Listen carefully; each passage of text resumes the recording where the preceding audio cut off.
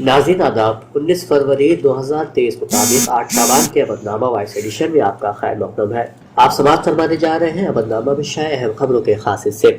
उत्तर प्रदेश की रियासती हुकूमत के लिए पीर का दिन बहुत अहम है, जो उत्तर प्रदेश को $1 ट्रिलियन की मईशत बनाने के अज़्म के साथ आगे बढ़ रहा है। पीर को वज़ीर आज़म नरेंद्र मोदी दारुल हुकूमत लखनऊ में इंदिरा गांधी प्रतिष्ठान में ग्राउंड ब्रेकिंग तकरीब GBC 4.0 के जरिए रियासत भर में 10 लाख करोड़ रुपए से ज्यादा के 14,000 से ज्यादा प्रोजेक्टों का इफ्तिताह करेंगे। इसके साथ ही रियासत में तकरीबन 34 लाख रोजगार के मौके भी खुलेंगे। वज़ीर आज़म नरेंद्र मोदी CM योगी के साथ यहाँ मुनक्किद होने वाली नुमाइश का भी दौरा करेंगे। वो मरकजी GBC हैंगर में रियासत के लोगों से भी खिताब करेंगे। इसराइली फौज के गजा में वहशियाना कार्रवाइयों का सिलसिला जारी है। 24 घंटे के दौरान मजीद 83 फिलिस्तीनी शहीद कर दिए गए।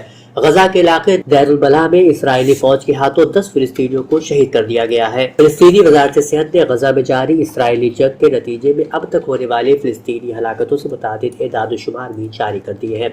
ताज़ा एदाद-ओ-शुमार के मुताबिक इतवार के रोज ये तादाद 28,985 हो गई है। इन कत्ल किए गए फिलिस्तीनियों में ज्यादा तादाद बच्चों और ख़वातीन की है।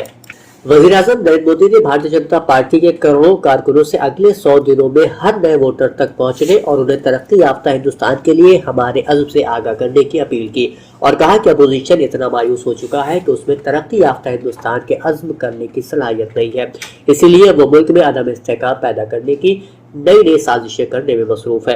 मिस्टर मोदी ने यह अपील राजधानी के प्रगति मैदान में वाक़ भारत मंडपम में बीजेपी के कौमी कन्वेंशन 2024 से खिताब करते हुए कही। वहीं कांग्रेस लीडर राहुल गांधी ने भारतीय जनता पार्टी की डबल इंजन हुकूमत के नारे पर हमला करते हुए आज कहा कि मोदी राज में बेरोजगारी अपने रूज पर है और डबल इंजन हुकूमत का मतलब बेरोजगारी की डबल मार हो गया है। मध्य प्रदेश के साबिक वजीर और कांग्रेस के सीनियर लीडर कमलनाथ के कमल का साथ जोड़ने की कयासाराइयों के दरमियान कांग्रेस के सीनियर लीडर दिग्विजय सिंह ने कहा कि उन्हें नहीं लगता कि मिस्टर कमलनाथ पार्टी छोड़ेंगे। राज्यसभा MP मिस्टर सिंह ने यहां मीडिया के सवालात के जवाब में कहा कि मिस्टर कमलनाथ जैसे शख्स ने अपने कैरियर का आगाज कांग्रेस से किया था। उन्हें मिसेज इंदिरा गांधी का तीसरा बेटा समझा जाता था।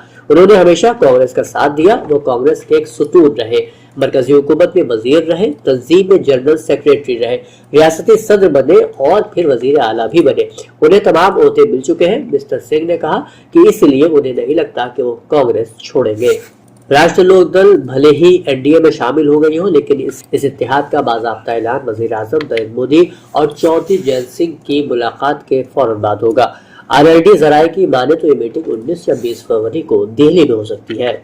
उत्तर प्रदेश के जिला अयोध्या में राम मंदिर की तामीर और रामलला की प्राण प्रतिष्ठा के बाद से अकीदतमंदों की तादाद में लगातार इजाफा हो रहा है। इसके पेश नजर जिला इंतजामिया ने वसाइल में तोसी का इंतजाम दिया है। DM नितिन कुमार ने आज यह बताया कि अयोध्या में राम मंदिर में रामलला के प्राण प्रतिष्ठा के बाद से मंदिर में दर्शन के लिए आने वाले अकीदतमंदों की तादाद में लगातार इजाफा हो रहा है। उन्होंने बताया कि इसको देखते हुए मरकजी और रियासती हुकूमत आमदोरफ्त के वसाइल की तोसी कर रही है। उर्दू के अजीम फिक्शन निगार और बाबाए सहाफत और सियासतदान हयातुल्लाह अंसारी की याद में हयात के हफ्तरन उन्वान से मदरसा हयातुल उलूम फिरंगी महल में सेमिनार का इनेकाद किया गया, जिसकी सदारत सीनियर सहाफी अहमद इब्राहिम अलवी ने की। इस मौके पर मुतादिद शख्सियात को अवार्ड से भी नवाजा गया। प्रोग्राम का आगाज डॉक्टर मंसूर हसन खान की नाते पाक से हुआ। सीनियर सहाफी कुतुबुल्लाह ने हयातुल्लाह अंसारी की फिल्म साजी पर तफसील से रोशनी डाली। इसके अलावा वजाहत हुसैन रिजवी, परवीन शुजात, वैदुल्लाह नासिर, सिद्दतुल्लाह अंसारी, शहनाज सिद्दत ने हयातुल्लाह अंसारी की जिंदगी के मुख्तलिफ पहलुओं पर रोशनी डाली। इस प्रोग्राम की निजामत Maulana Azad national Urdu university Lucknow campus की असिस्टेंट प्रोफेसर इशरत नाहिद ने की।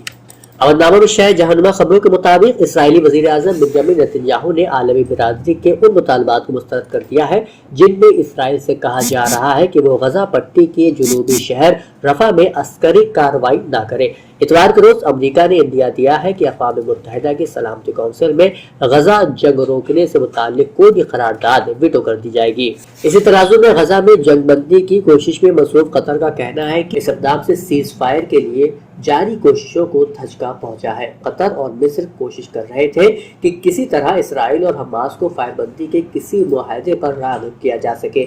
इसी तनाजुर में ये मुतालबात किए जा रहे थे कि गजा पट्टी के जुनूबी शहर रिफा, जहां इस वक्त करीब 1.5 मिलियन फिलिस्तीनी पनाह लिए हुए हैं, वहां कोई बड़ी फौजी कार्रवाई न की जाए, क्योंकि इससे आम शहरी शदीद मुतासिर हो सकते हैं।